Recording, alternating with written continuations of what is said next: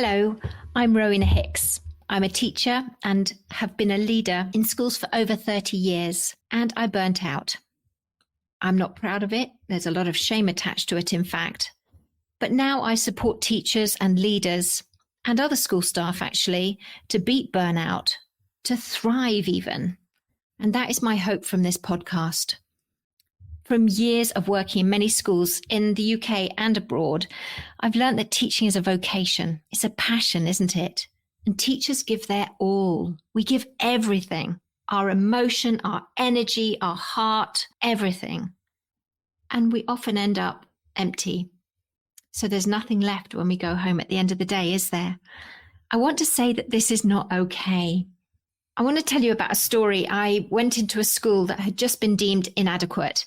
And I went with a team from the county to help the school out, really. And in my first day, I was given an office and I had a line of school staff who just wanted to come and tell me how hard they'd been working, how much the children had appreciated what they did, that where there was progress, where they saw impact, but how desperate they were. No one listened to them. They didn't feel seen. It was just the saddest thing that every member of staff, there were admin, there were teaching assistant teachers. At the end of the day, I went to see the teacher who was heading up the school, and he said exactly the same words: unsupported, no one listened, no one understood it, and he was running on empty. And it wasn't through lack of hard work. You know, all of us as teachers, we work so hard, don't we? We give everything. And this isn't okay that we keep giving out without starting to think, oh, hold on a minute, I need to be looking after myself. It's time for you. It's time for school staff to take action for yourself, to put in place strategies to enable you to thrive and become more confident. Find that joy of teaching again. And then you become more productive, more energetic. You find your motivation, your creativity. We'll talk a lot about that because it's so difficult to be creative and energetic when you're running on empty.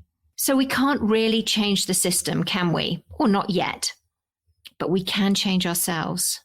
But something needs to give. Something needs to change within us. We need to take action. And sometimes it's uncomfortable action. Sometimes it's bold action. And we'll talk about that. I've written a book for teachers. I wrote it after my burnout.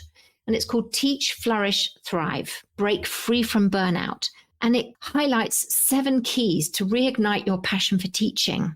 And we're going to look at that in this podcast, but we'll look at so much more. We'll look at self-awareness. We'll look at how we juggle, how we find boundaries.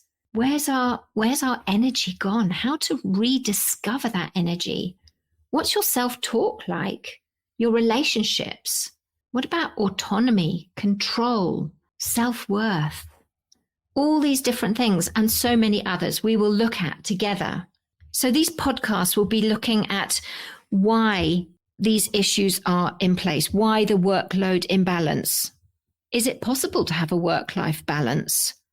And what does work overwhelm look like for you? And how does it impact you? How does it impact your family, your health, your life, really? What are the realities and how can we beat it? So if you're a teacher who's struggling, if you're a leader wanting your team to have strategies, if you're a teaching assistant who now have so much responsibility, this is for you. This is for any school staff member, really, who wants to take bold action.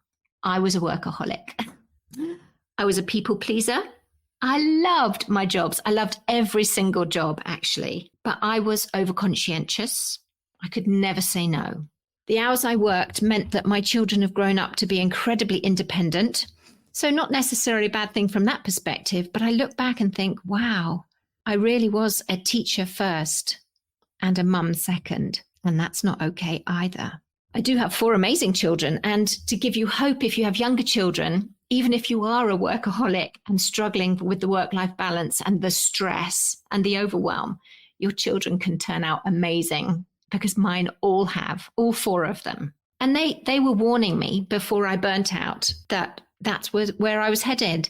But I didn't believe it would happen to me because I was so passionate about what I was doing, about helping the children, the families, and also about helping my colleagues to see the incredible impact they had and helping them find strategies. But I forgot to look after myself. So that is what this podcast is about. It's about taking a few minutes for you to breathe and to think, right, do I dare invest a bit in myself to take brave action? What does that look like? I've worked in many different types of schools, mainly primary, but some all through. I've worked in London, in counties south of London. I've worked in Africa and Poland and Belgium, missionary schools, orphanages. Yeah, all sorts of schools, really. And situations are the same in all of them because teachers give their all. So they are all amazing givers, and they give and they give and they give. And then they lurch forward to the next holiday. And often, don't we spend the holiday starting by being ill because our body sort of goes, I need a rest. So we need to look at how we can be a better version of ourselves within the overwhelm, within the chaos, because it is possible, I promise you. So I've watched, learnt, tried, tested, researched, and this podcast is a result of those years of investment, of my learning. I'm still learning. Every day I learn. If you have questions or issues that you want addressed, message me. Email me at authorrowenahicks@gmail.com or go to my website, rowenahicks.com, because we're going to take this journey together. This is a journey of discovery, a journey of excited, powerful, community-led collaboration to become the best version of you. Rediscover your passion for teaching. Rediscover your energy. Go home and enjoy the evening with your family.